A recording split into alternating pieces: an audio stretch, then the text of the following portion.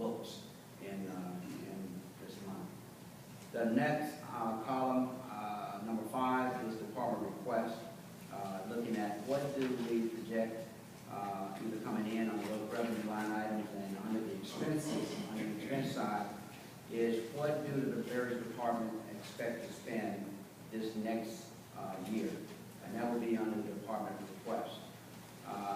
Budget committee is what we're looking at now. After looking at all the data, going back to the departments, questioning their requests, asking could they cut, and we did go back to some of the departments where we saw some opportunities, and I think we ended up with approximately 80,000 of additional cuts as we were looking through our budget, and the department head were very generous and said we're willing to give that up, but realize if I run short, I may have to come back and ask for something, because on some of these budgets, they are not very large budgets, and one piece of equipment would cost them to go over the appropriation in their particular department.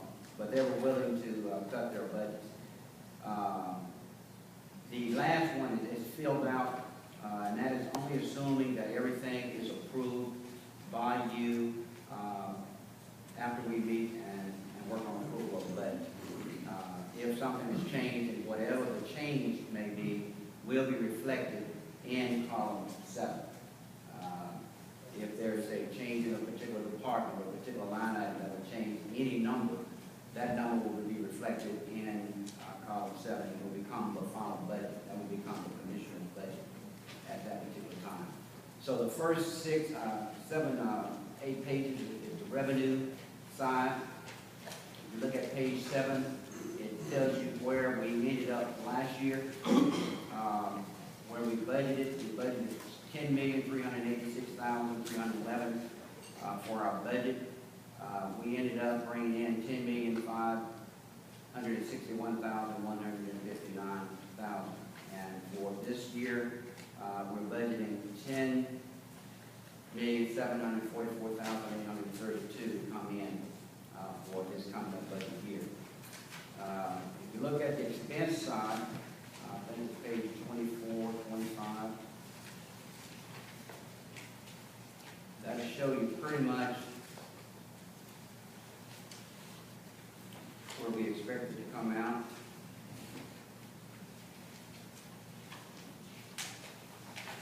And let me run through the numbers for last year's budget. I'll get these pages separated.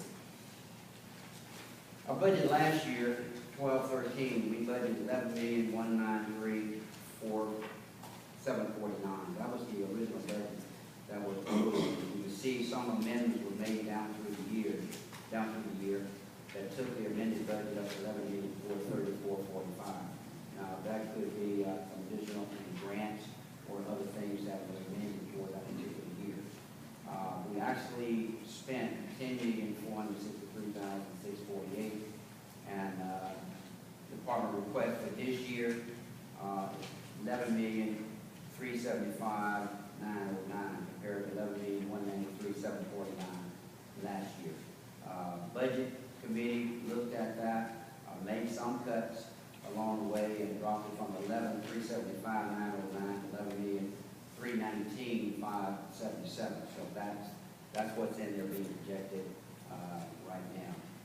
If you look at the back page, page 25, it tells you where the fund balance is. As you can remember, last year when I think we met until 11 o'clock that night just to get to a balanced budget status, and we ended up projecting about $22,000 in our fund balance at an 85% budget. This year we're looking at $413,102 at an 85% budget, assuming that the revenues come in as projected and the expenditures are pretty much on target. That's what we are projected to end up with for this fiscal year. Now, there are several things that I wanted to just kind of talk about as far as recap for last year. Talked about the expenditures, revenues, and all of that. We only had, as I think Jerry mentioned, we only had one department that went over the original budget, and that was the animal department. Mainly because of the increased number of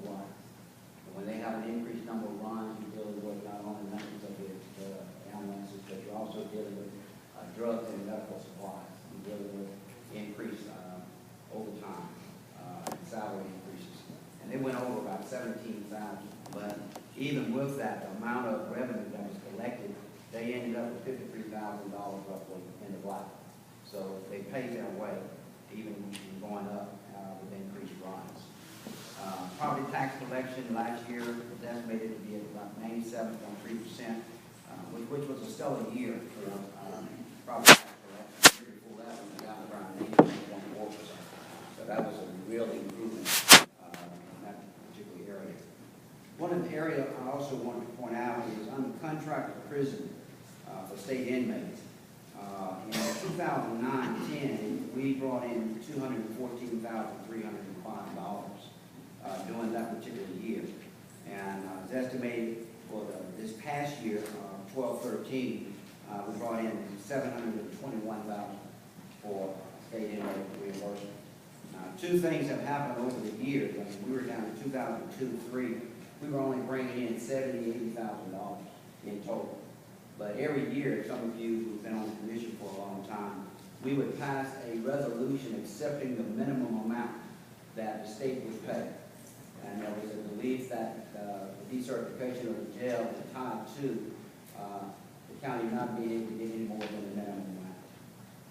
I attended a conference in Chattanooga, and one of the sessions that was taught in that particular session was dealing with jail certification, state inmate reimbursements.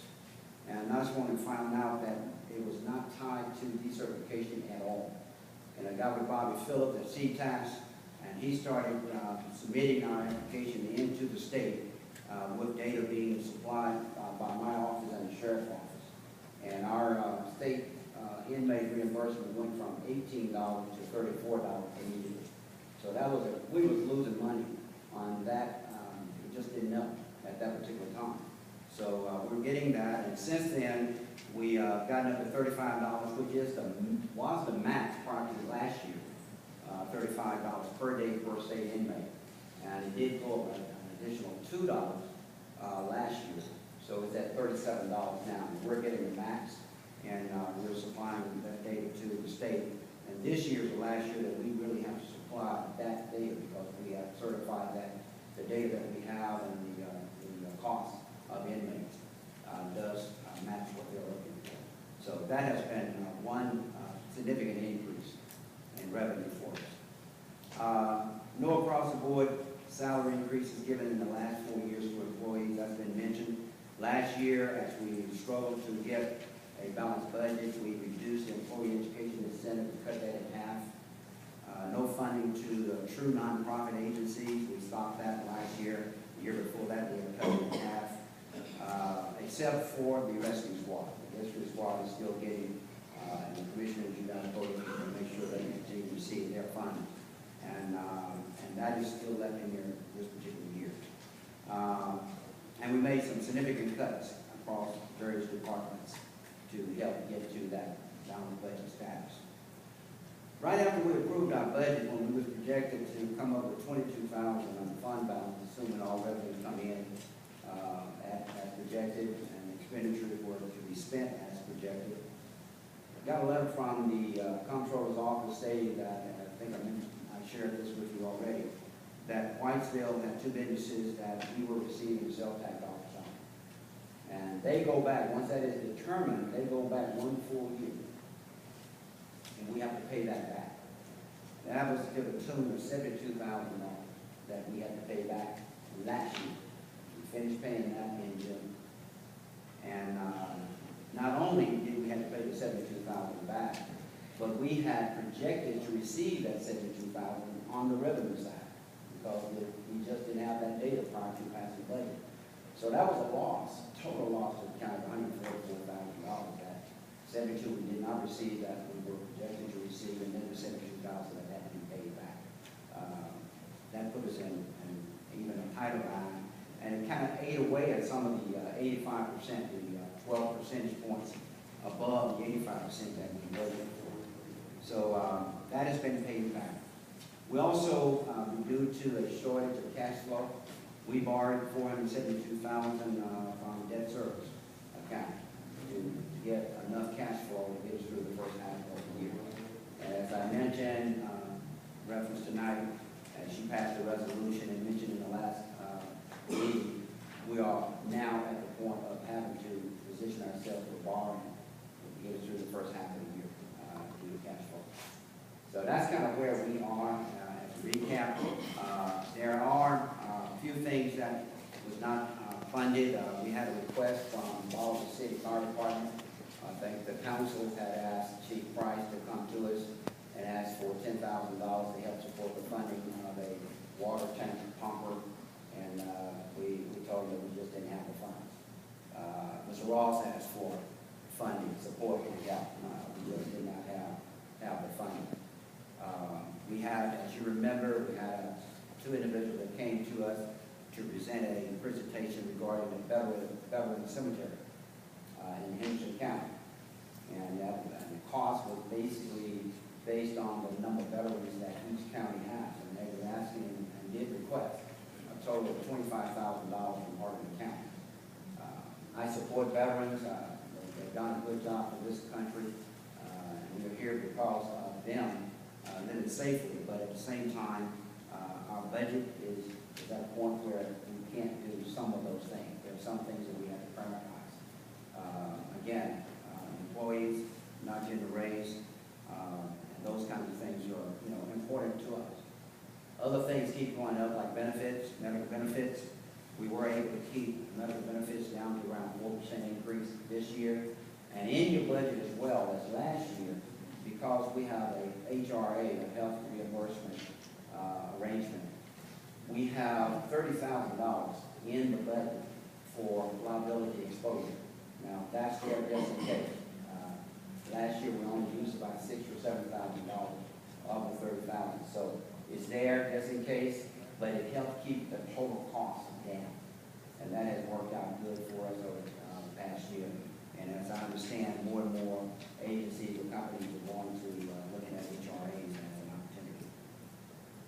So that's kind of where we are. That's pretty much what's in your budget, except for as the value of employees and not receiving a raise in 4 years in your budget is showing a 1.5% increase to employees across the board.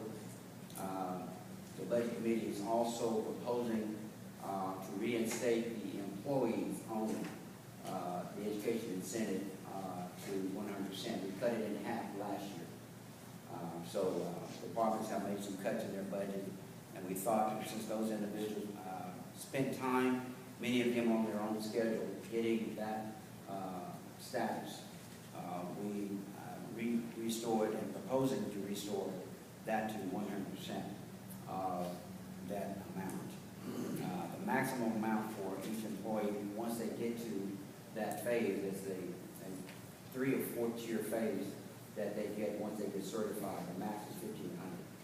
So that's kind of where it is. So you'll see from last year it was half. This year it's restored back to the 100%. That is being proposed by the Budget Committee. So that's kind of a recap of where we are with the budget. It definitely shows a little bit better position than we were last year, but it shows that we are much further down than we need to be. We need roughly 1.5 projected in the fund balance, going in to make sure we don't get in a borrowing phase. One of the things that I have, one impact that we've had with low fund balance is definitely will impact your rating. Rating is down from where it was. Secondly, on grants that are offered to the county, whether it be for homes, restoration, things of that nature, most of them have a matching amount that goes with that. We don't have it, so I don't fill out the application because the matching funds are not there. Next, as we work to try to get businesses in, we have been working 3 different areas here of late, and one is the Boys Camp Conference Center, chip and grind, that deal with the old car tires, tractor tires, things like that, to get those ground up, and then aluminum.